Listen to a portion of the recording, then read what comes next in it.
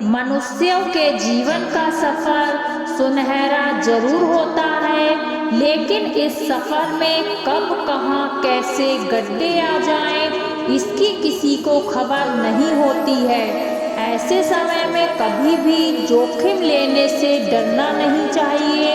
अगर आप सफल हो जाते हैं तो दूसरों को नेतृत्व करते हैं, और आप असफल होते हैं तो आप दूसरों का मार्गदर्शन करते हैं। जीवन के संघर्ष से घबराने से नहीं, अपितु उसका सामना करने से सफलता मिलती है। सफलता पाने का मूल मंत्र है पूरी सामर्थ्य से प्रयास करना।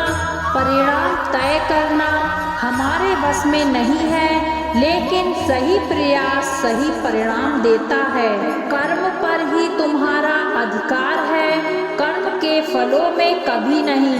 इसलिए कर्म को फल के लिए मत करो, कर्तव्य कर्म करने में ही तेरा अधिकार है, फलों में कभी नहीं। अतः तू कर्म फल का हेतु मत बन, और तेरी अकर्मण्यता में भी आसक्ति ना हो।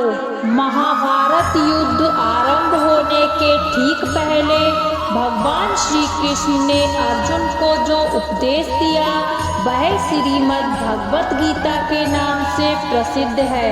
महाभारत युद्ध के समय जब अर्जुन युद्ध करने से मना करते हैं, तब श्री कृष्ण उन्हें उपदेश देते हैं और कर्म व धर्म के सच्चे ज्ञान से अवगत कराते हैं।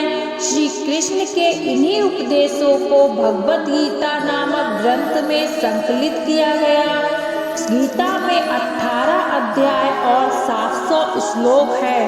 यहाँ हम सब कुछ सबसे प्रसिद्ध भागवत गीता श्लोक और हिंदी में श्लोक का अर्थ भी शामिल करना चाहते हैं।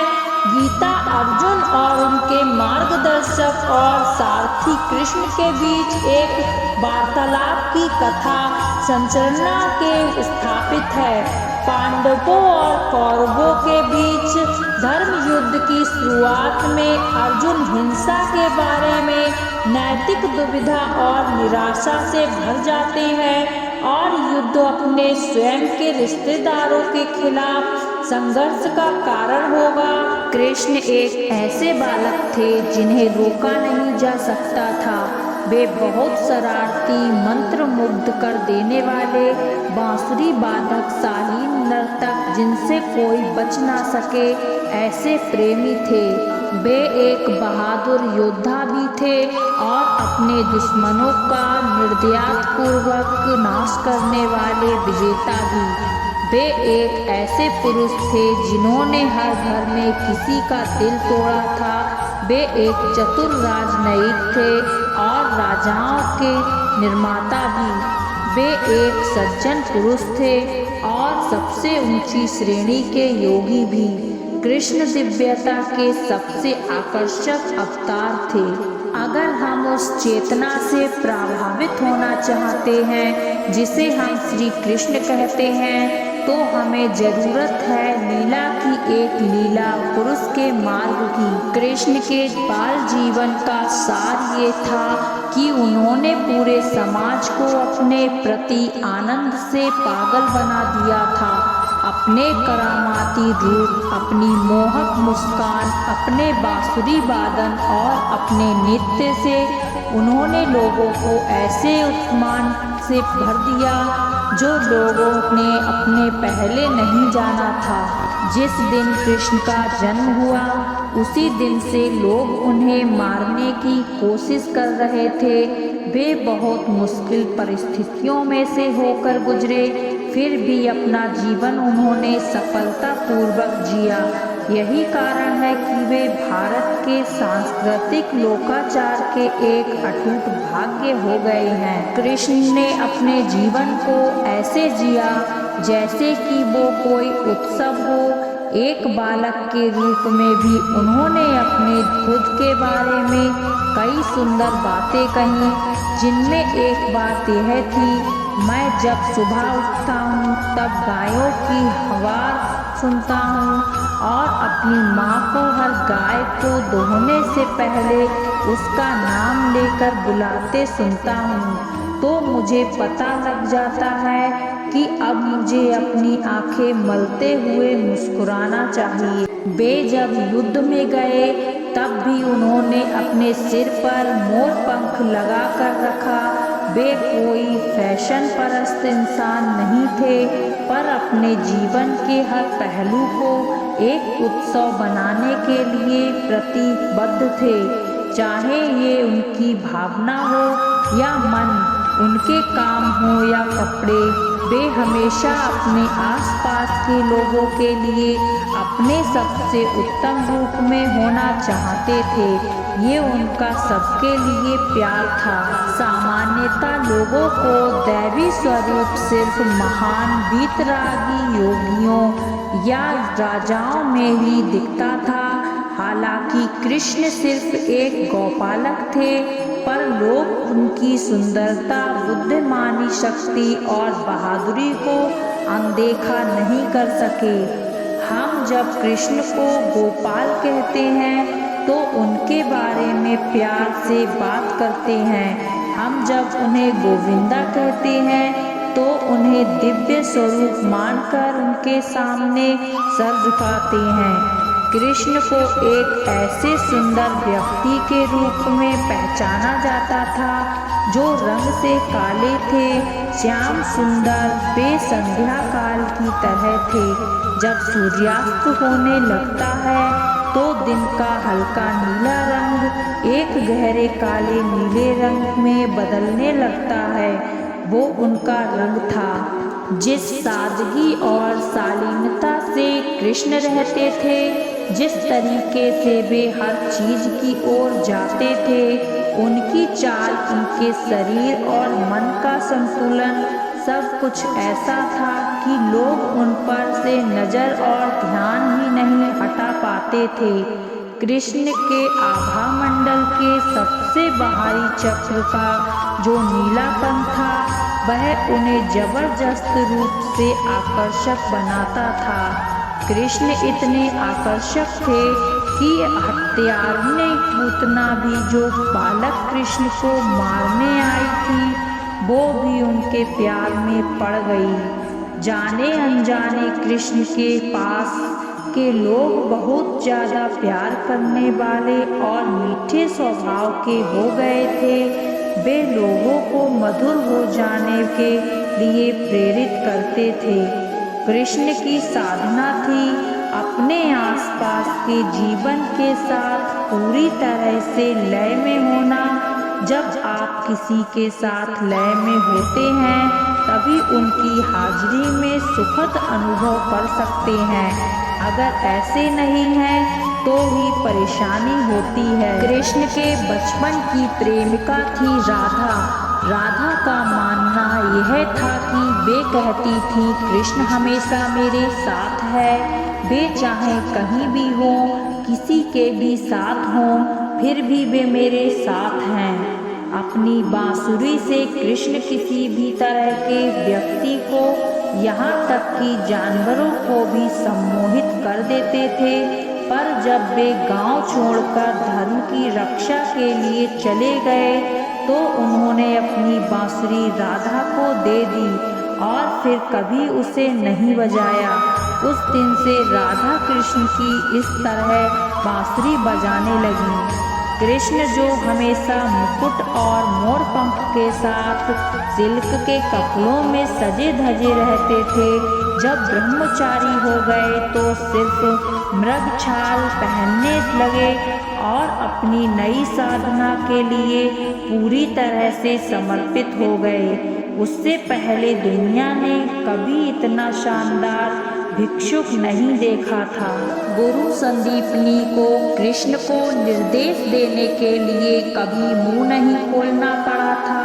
सब कुछ मन ही में कह दिया जाता था और समझकर पूरा भी कर लिया जाता था। कृष्ण को धर्मगुप्त कहा जाता था, अर्थात धर्म और सच्चाई के सम्राट।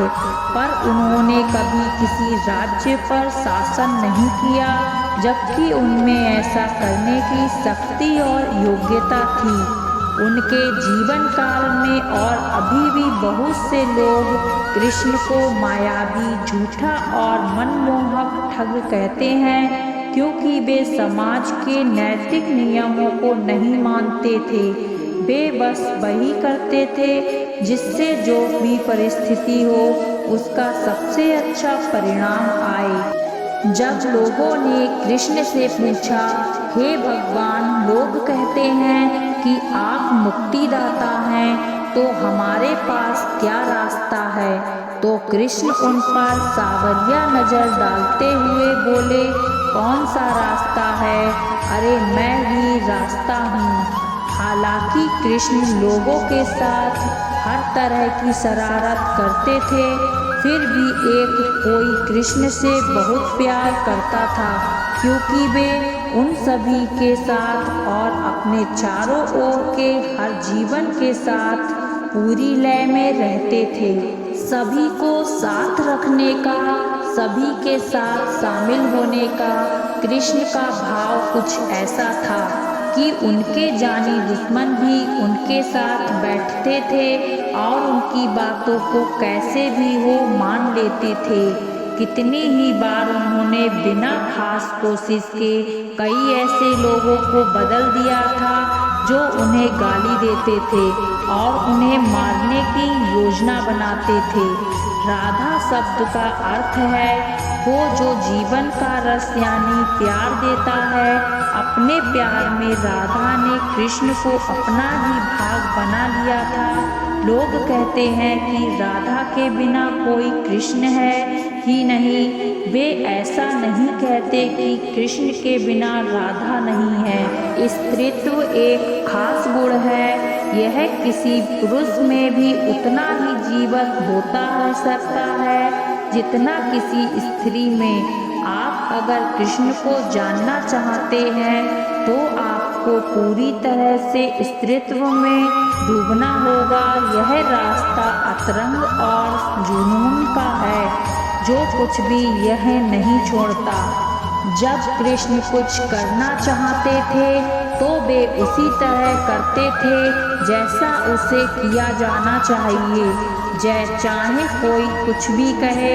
उनके जीवन में ऐसी बहुत सी घटनाएं हुई जिन्होंने उन्हें स्वाभाविक रूप से समाज का नेता बना दिया। कृष्ण ने ऐसा कभी नहीं माना कि पांडव पूरी तरह से निर्दोष सच्चे ही थे या कौरव पूरी तरह से दुष्ट थे या खराब थे। वे उस तरह की नैतिकता से भरे हुए नहीं थे कि किसी के बारे में सीधे काला सफेद के आधार पर फैसला कर ले। कुछ लोगों के साथ कृष्ण बहुत ही करुणावान थे, जबकि कुछ लोगों के साथ निर्दयी। जब जैसी जरूरत होती थी तब वे लोगों का पोषण भी करते थे और उन्होंने कुछ लोगों को मारा भी। उन्होंने जीवन के साथ वैसा किया जैसा करने की जरूरत थी, क्योंकि उनके अपने खुद के कोई नीति नियम नहीं थे। वे स्वयं ही जीवन थे। हम जिन्हें कृष्ण कहते हैं वे कोई व्यक्ति नहीं थे बल्कि एक खास चेतना थे। उद्धव ने एक बार कृष्ण से पूछा कि जब वे दिव्यता की अभिव्यक्ति ही हैं तो वे लोगों की समस्याओं को अपनी उंगली घुमाकर ही क्यों नहीं सुलझा देते। कृष्ण ने मुस्कुराते हुए जवाब दिया, कोई भी तब तक चमत्कार नहीं कर सकता जब तक उसका लाभ लेने वाला उसमें पूरा विश्वास नहीं रखता।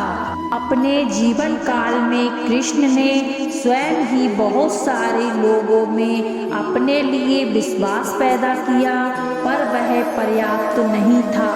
ये हमेशा से ऐसे ही रहा है। जब महान लोग हुए तब महान बातें नहीं हुई, क्योंकि वे लोग अपने समय से बहुत आगे थे। कर्म का फल देने वाला भगवान है। कर्म का फल मतलब नहीं लेना चाहिए। जो कुछ भी होता है अच्छे के लिए होता है। कर्म करो, फल की इच्छा मत करो। कर्म का फल केवल कर्म को भी प्राप्त होता है, फल के लिए नहीं। जो आपका अधिकार है वह आपका होता है, जो नहीं है वह आपका नहीं होता है। कर्म का फल केवल कर्म को ही प्राप्त होता है, फल के लिए नहीं। भगवान हमें जीवन में उस चीज के लिए नहीं भेजते जो हम चाहते हैं, वरना उसे भेजते हैं जो हमें जरूरत है। जो कर्म आपको डराता है वह आपको सिखाता भी है। जो लोग भक्ति और प्रेम में विश्वास रखते हैं उन्हें मैं हमेशा सहारा देता हूँ। सभी चीज़ें मुझ में समाहित हैं।